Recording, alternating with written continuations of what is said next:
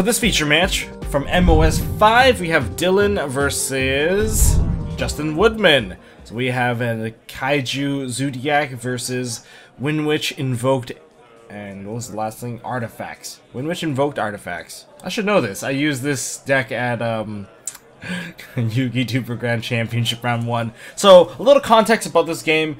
These two players will be facing off against each other in a future feature match in the top 8. So, there's gonna be a chance for revenge for one of these players. Well, we'll find out at the end of this match who that person is going to be. Will they actually succeed in the revenge? That's another thing. So, Woodman goes first and he sets 3 back row. He is the one playing with the Windwitch Invoked Artifacts. Ah, man, I gotta stop messing up these names. And Dylan is one of our local favorites, one of the rising stars, very young player and playing very well. And he is playing sorry, not Invoked, but Kaiju Zoodiac. Oh, with a blind twin twister, hits a scythe. That is not good. He did kill a torrential, however, he did also hit the scythe. Scythe will activate in the graveyard, special summoning itself, and also stunning the board from extra deck monsters. So Dylan will not be able to access his extra deck, basically getting de-barriered at this point. Without any access to the extra deck, well, a Zoodiac player would be considered pretty crippled for the turn. He does have a Solemn Warning in his hand, so maybe he can just hold off. He does have an Ash Blossom as well. Sets the warning, only to get Cosmic Cyclones, 1,000 life points paid by Woodman. Wow, with a blank open field, it's time to do some damage, right? Am I right? And no, it's just 22, just the scythe swing. Well, at least he is a quarter of the way there to securing game 1. That is brutal. So 22 off of Dylan, and we have 1,000 life points paid from Woodman. Now, Woodman's back row, that is a Solemn Warning as well. He blew away the Solemn Warning, and then he put another Solemn Warning back down. So Dylan goes ahead and normal summons out his Zoodiac Whiptail. He's going to proceed to stack a material. This is just something you throw under the bus, which is the Borbo, and into the real monster, Broad Bowl. And there comes the Solemn Warning, another 2,000 life points. Oh, Woodman is hurting himself quite a bit from just paying life points. Cosmic Cyclones, warnings. If he runs Strike in there as well, that's even more life points. Dylan will proceed to set 1 and pass turn. You see that Woodman just drew into a Ghost Ogre. And another 22. Halfway there, Woodman. Halfway there to securing the first game. With the Ogre in hand, I would feel pretty safe. Now, Dylan just drew into something pretty interesting. Now, the back row is a set Twin Twister for Dylan.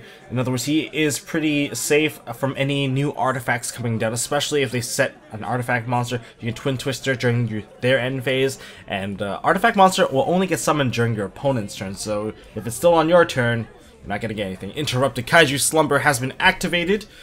It is successfully resolving, destroying the artifact scythe, and I believe there's going to be a 33 beater going on Dylan's side, while there's going to be a 22 Gamasio, the Sea Turtle Kaiju, summoned onto Woodman's side. Now, one key note about these monsters is that any monster summoned from Interrupted Kaiju Slumber cannot manually change their battle position and must attack during the battle phase. A lot of people forget that. They're like, go to defense mode. Yeah, that's an illegal play. You're not following the card text.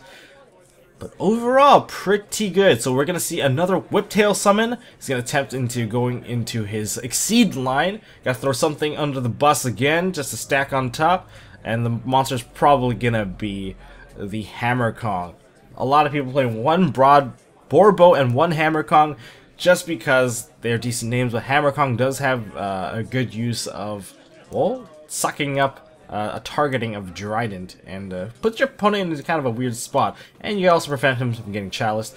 And here we go, we're gonna see a Broad Bull search only to get Ogre. So that Ogre is gonna prevent a massive amount of advantage from being generated. Dylan's hand right now is only an Ash Blossom, but since the game state right now is rather simple, 2 cards in Woodman's hand and 1 card in Dylan's hand, well, I can say right now, the guy with the bigger beater is going to be in the advantage, and back row is not going to be an issue for Dylan for some time, unless of course it's an artifact Sanctum. Any other artifact would be rather useless right now,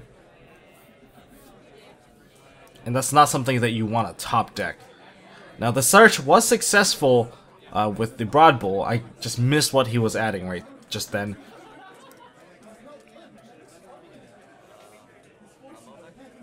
Oh, he has a Zoodiac combo in the graveyard. I believe that was ditched earlier, so that's going to provide him with an additional draw. So Dylan maximizing his advantage as soon as possible. Oh, no, never mind. He actually does not have enough targets. So he's going to swing with the Thunder King Kaiju to deal 1100 damage. That means both of them are halfway there. Now, I see a dropped Invocation. Oh, no, sorry. Magical Meltdown, which will eventually, I guess, get into the Invocation. However, there is a Twin Twister. Or he can use the Ash Blossom in his hand. I think it's better to use Ash Blossom right now. Yes, he does use the Ash Blossom. That way, he can still use Twin Twister to hit 2 targets. There's a set Ignition. I believe that is an Ignition. And he's at pass turn.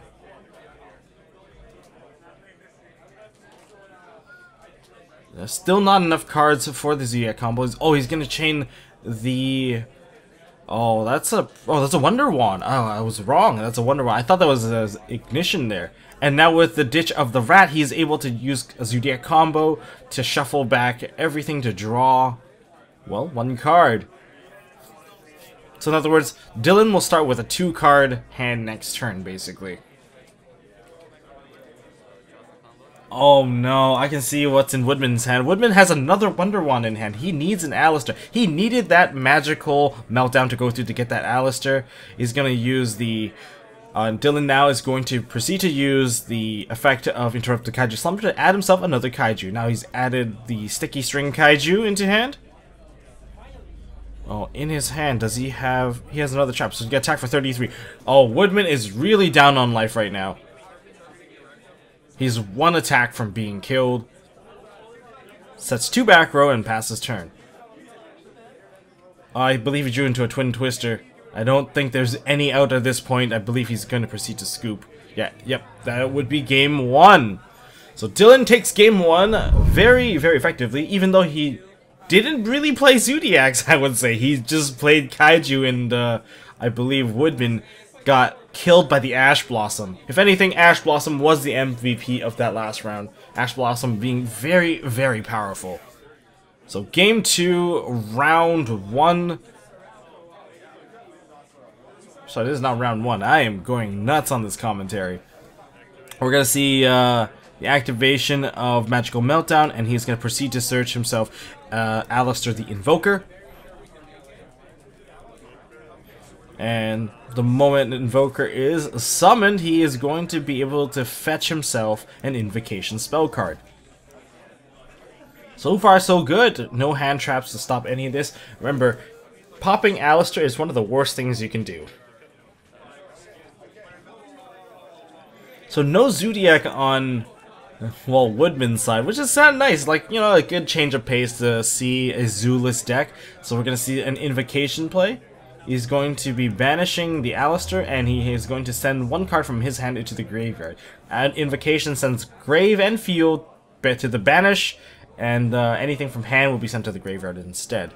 So he's going to be sending his artifact Scythe into the graveyard, which is a pretty smart play. If you play Call of the Haunted, you can revive it to do the stun. So now there's a Makaba on the field. Makaba is an ultimate Providence with a body, where if your opponent activates a spell or monster effect or a trap card, any of those cards, basically you can discard a matching card type to negate and banish it, which is why it's very good, because it cannot be body shield. You cannot use my body as a shield against it, because it does not destroy the card, it only banishes it. And Alistair has, well, Invocation is activated, adding the Alistair back into hand, and the Invocation has been shuffled back into the deck. A good, consistent loop to cycle cards. It's a good cycle. And if you get stuck in that cycle, you'll be losing very fast because that cycle will constantly generate more and more monsters.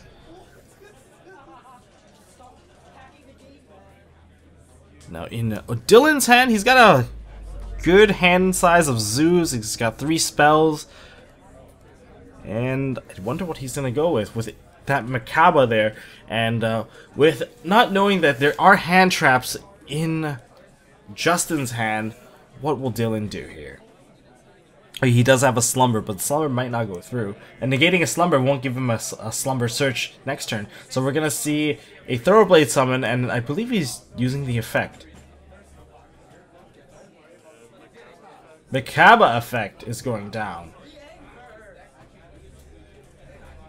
You're going to see the negation from my Ghost Ogre. So that is Macabre's effect. The Thoroughblade has been banished for activating his effect.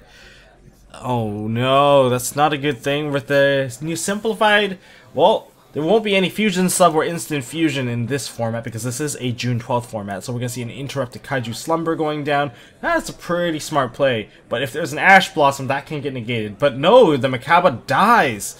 And this is going through once again. Kaiju Slumber, still a very powerful card, of course. And we're going to see, there it is. It's like a repeat of history right here from the last game. We have seen a Thunder King Kaiju versus a Gamasiel Kaiju. And we're going to see an attack. And another 1100. 69 life. But this time, the main difference is Magical Meltdown is still alive and Alistair is in hand. So maybe we'll see a better exchange of blows this time. Okay, Dylan sets 2 and passes. Now you might be wondering why those players are not using the zones correctly. It's due to the fact that we're trying to minimize the glare that's coming in from the sunlight blasting into the room. So this is for better footage for you guys. So the normal summon of Alistair. Alistair summon is successful. He was gonna get his search of the Invocation. Invocation, a very, very powerful spell card. One of the best. It's like a built-in DD Crow in there. And I guess he can actually make Coxidus if he really wants to, but it's kind of useless right now. Mainly because, just because if you summon the Water Fusion, the Thunder King Kaiju is still there. That's much stronger. So Invocation has been activated, and I believe, well, there's 2 things he can do. Oh, he's gonna go with another Macabre. He can technically run over that Thunder King Kaiju. As using the other effect of Alistair, he can help a fusion monster gain 1000 life points. So he shuffles the Invocation back into the deck and adds the Alistair from the Banish Zone back to the hand. Well, the Banish pile, since it doesn't actually exist as a zone. And there are 4 cards in hand for Woodman, and we have 2 cards? I believe. Is that 2 cards or 3 cards? So we're going to see an attack go into the Thunder King Kaiju.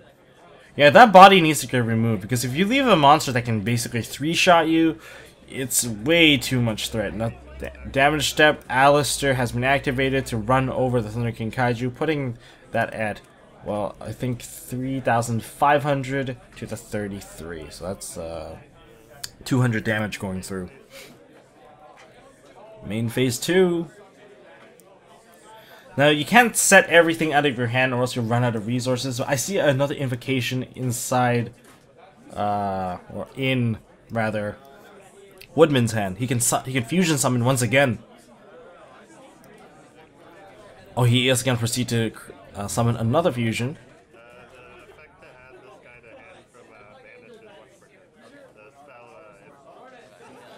Now, yeah, Justin was just explaining that the ability to re-add Alistair is once per turn, but the amount of times you can use Invocation, well, is not limited.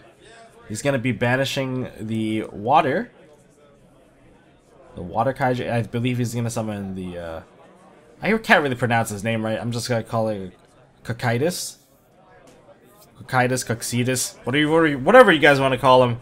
He cannot be targeted and he can attack in defense mode, so he can actually run over mirror forces without ever worrying about getting himself destroyed.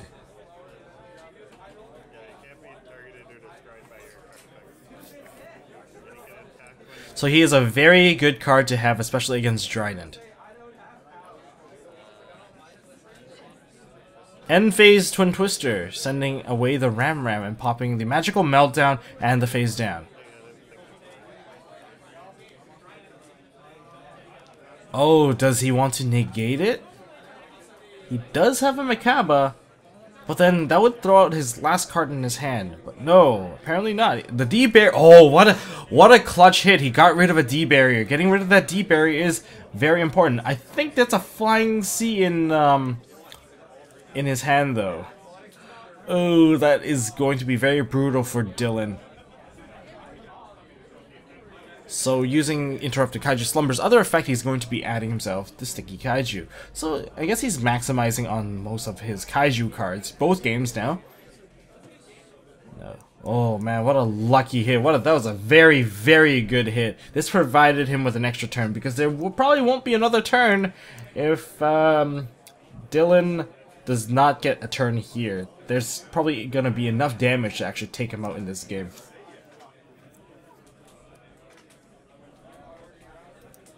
Oh, with 1, 2, 3 cards in hand, gonna break a board where there could potentially be one negation. The card in hand for Justin, or Woodman, rather, I don't know what it is. If it's a hand trap, that puts Dylan in a bit of a sticky situation. Any hand trap, to be honest, even if it's an Ash. But I don't believe Woodman runs any Ashes. But I could be completely wrong.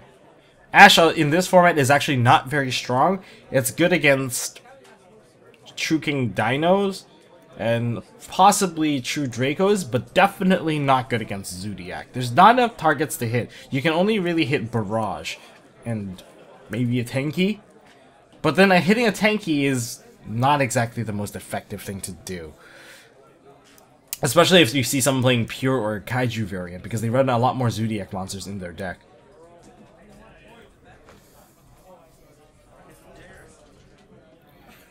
Oh boy, Dylan has to carefully think. He opened himself for a play this round. He does have that Kaiju. He can get rid of the Makaba. But if he gets rid of the Makaba, he can't really kill the Kakaitis.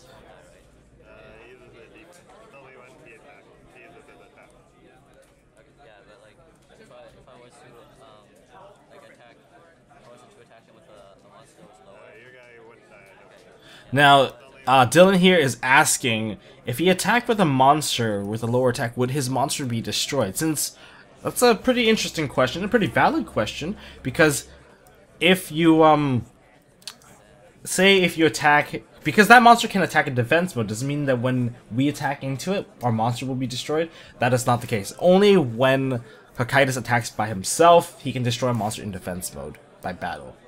So it's not like it's a giant axe mummy. If you guys even know what a giant axe mummy is. So we're gonna see Borbo. And we're gonna see a Broad Bull effect. And there's a Ghost Ogre! You're gonna have to use it. Body Shield, 1500 life points. A very, very clutch Body Shield. Without the Body Shield, the game is basically over. You gave him a 27 beat stick with another 18 coming. Basically, in this top deck game, you're not gonna be in the best of situations because the Invocation is still in the graveyard, which will fetch the Alistair, giving him the additional fusions to punch for game at this point. And now this is your comeback time. You're gonna use the effect of the Broad Bull, summoning out the Rat. So that was the Rat effect of Broad Bull, and he does have a Whiptail in hand. I think he has 2 Whiptails in hand, if I'm not mistaken. So he can proceed to go into a Dryden, and he can also go... Dryden can pop the... Well, Dryden can pop the Kaiju that he gave him, and then he can also swing into the Kakaitis so that he can banish it with a Whiptail under it. Potentially can go pretty far. Is that a Max C in his hand too? So might not have been a second Whiptail. Could have been a Max C.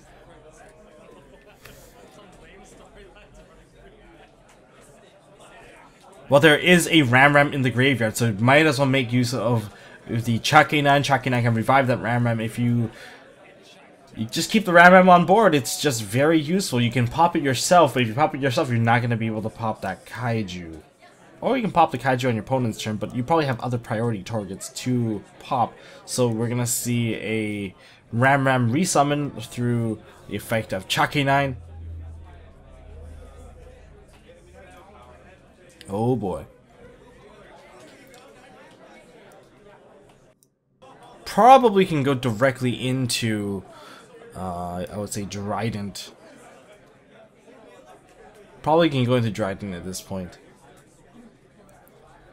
The Rapier might not have any value at this point in time, unless you want to reattach even more attack onto your Drident. So we're going to see a Tiger Mortar and into Drident. So this Drident, Battle phase is going to attack, and on the attack declaration, attach the Whiptail. And we're going to be taking a lot of damage. I don't remember the defense stat of Coxie's. I believe it's like 28 or something, or 27, 28. And we're going to see the Kaiju pop from the Drident. He's going to be detaching the Tiger Mortar. Was it the Tiger Mortar? Yeah, the Tiger Mortar was detached.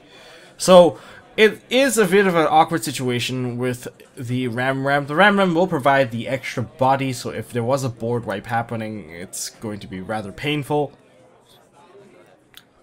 Now, if... Oh no, that's not a good draw. He needed to draw a monster, because if he drew a monster, there was a potential that if he does run a third Makaba, he could probably get a... Well, get the negation on Drident's effect, therefore, killing off Drident completely.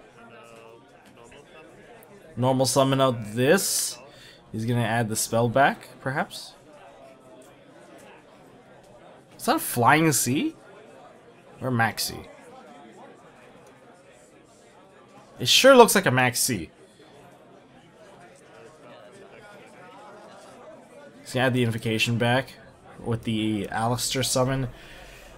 I don't like see. There's no point of using Drident to pop the Alistair, since Alistair, or not Invocation rather, can well, basically fuse from the graveyard.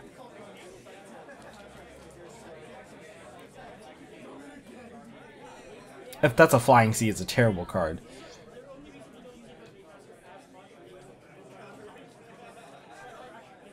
It's just unfortunate. Also, the Invocation has been played.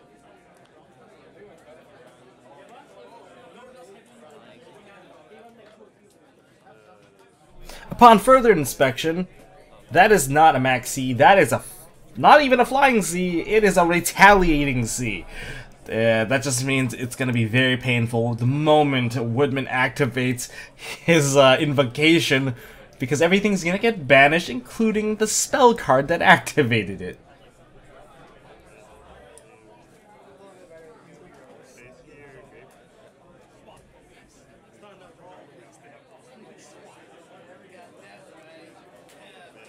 Now, Megalonica has been summoned, banishing one of Dylan's monster from his graveyard. However, Megalonica doesn't have any effect. I'm getting to the point where I'm seeing that Justin is running out of resources, and also he has not even drawn a single Windwitch monster in it from his deck. He's going to swing into the Drident. Drident is going to use the effect to pop the Megalonica. Everything is getting banished. That Retaliating Sea! What the hell? Oh my god, and there's a Solemn Stroke. I believe that's a Solemn. Oh man, Retaliating Sea is a very brutal counter to any deck that uses spells to summon monsters, the Invoked included.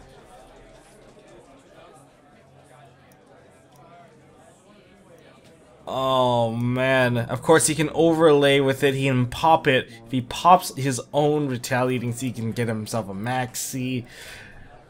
Of course he can overlay with it and just make a lot of damage. Leaving that Retaliating Sea on the field is going to be very painful for Woodman, because Woodman is not going to be able to keep his cycle going in his graveyard anymore. That is completely shut down as long as that Retaliating Sea is in or on the field. Dylan, what are you doing?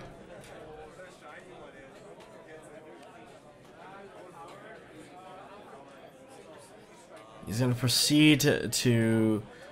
He has to get rid of that retaliating C. Because I believe the macrocosmos effect of it is for both players. Yeah, he's gonna overlay with it. He doesn't have a choice. Sure, you don't get your surge, but hey, at least you turn off your own macro, right? And you still have that Ram on the field that can be overlaid with. Yeah, he's gonna overlay the retaliating C with the rapier.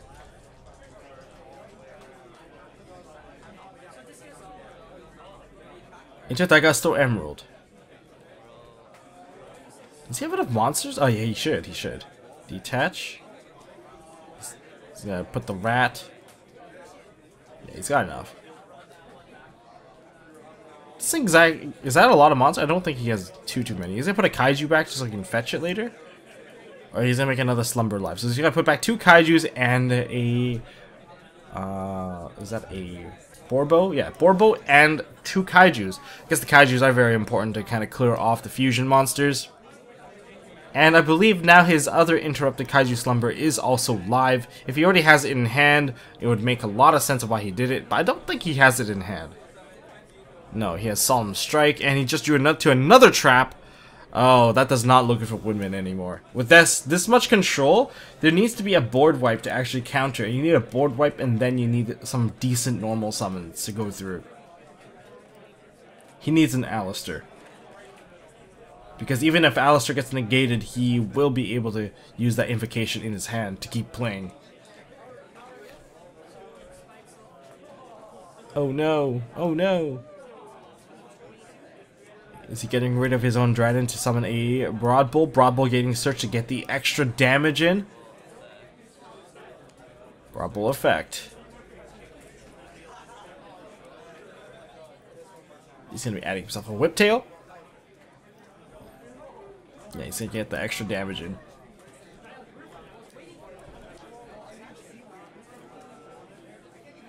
And he's going to go back straight into Drident. Yes, he's going straight back into Drident. That control, damage, everything is real. He can actually normal summon out that Whiptail for the extra damage if he really wants to.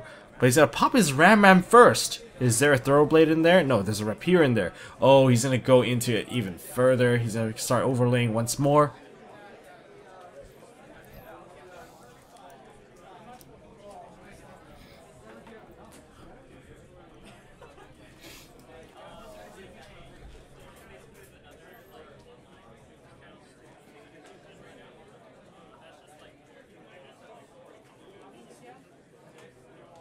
What is he going to do now? Can he actually swing for game? I think he's calculating for game. If he can summon out... He still has a normal summon, so I believe he can technically put out another monster. Karen Gorgon. I know that's in the deck. If he normal summons, just puts out a Karen Gorgon. Or is he just going to do a big swing? So overlay once again. Into another Dagastro Emerald. Proceed to shuffle back the rat, I suppose. So detaching the rat to put back a Dryden, a Broadbull. Also, I guess he ran out of Broadbulls, maybe?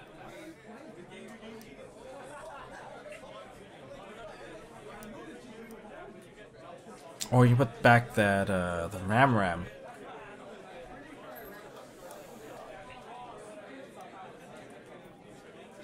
Overall, I actually don't know where this is going anymore, but if you guys can calculate the best way of killing off Woodman right now, what would it be? So I can put all these back. If he draws into... What can he draw into, really? He's got a total of 12 damage on the Dryden. He's got 18 and 18. Yeah, he's going to proceed to cut and then draw. I believe he drew a draw on Lockbird. He's going to attack for 12, 18, 18. So no, he is not dead yet.